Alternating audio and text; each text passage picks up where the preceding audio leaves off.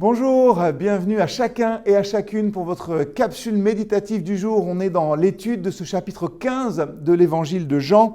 Et aujourd'hui, pour ma part, je me focaliserai sur le verset 16 qui nous demande de porter du fruit, mais plus encore, que ce fruit que nous avons porté, il demeure.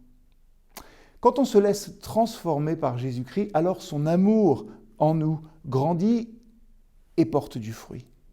L'accueil de l'autre, on l'a déjà vu, est une manière concrète de partager l'amour qui nous habite.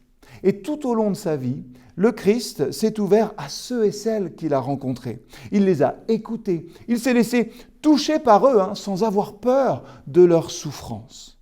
Et dans l'Évangile, lors de l'épisode célèbre de la multiplication des pains en Marc 6, Jésus est ému de compassion en voyant la foule affamé. Il sait que l'être humain tout entier a besoin d'être nourri et que lui seul peut vraiment les rassasier de pain, étancher aussi leur soif de vie. Mais, et c'est là que, encore une fois, tout le mystère de Christ transparaît, il ne veut pas le faire sans ses disciples.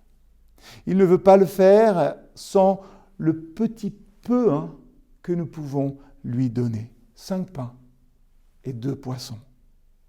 Ce n'est pas vous qui m'avez choisi, c'est moi qui vous ai choisi.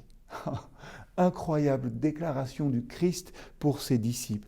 Ils ont été spécifiquement choisis et de ce fait, cette phrase doit être un encouragement pour eux dans les moments où ils doivent affronter les responsabilités qu'ils assumeront plus tard.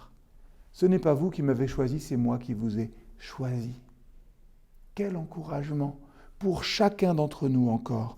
Aujourd'hui, le Seigneur veut nous associer à cet accueil inconditionnel des uns et des autres.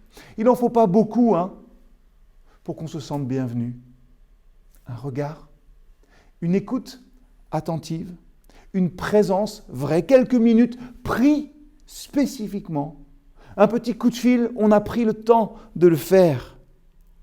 Lorsque nous offrons à Jésus nos pauvres possibilités, on est surpris de voir à quel point lui les multiplie de manière étonnante.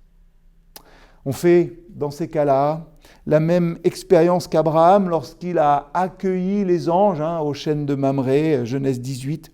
C'est en donnant que nous recevons. Et lorsque nous accueillons les autres, c'est à ce moment-là que nous sommes bénis, pas un petit peu, mais en abondance. Dans un autre, finalement, c'est Christ lui-même que nous avons à recevoir. Alors, la question se pose à nous aujourd'hui.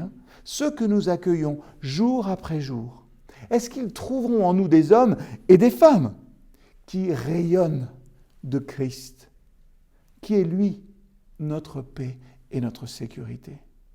Sommes-nous aussi et êtes-vous aussi fortifiés par le fait de savoir que même si la tâche est difficile, le Christ lui-même nous appelle à l'accomplir. Plus encore, il est avec nous tous les jours et il fait monter, il présente nos prières vers le Père.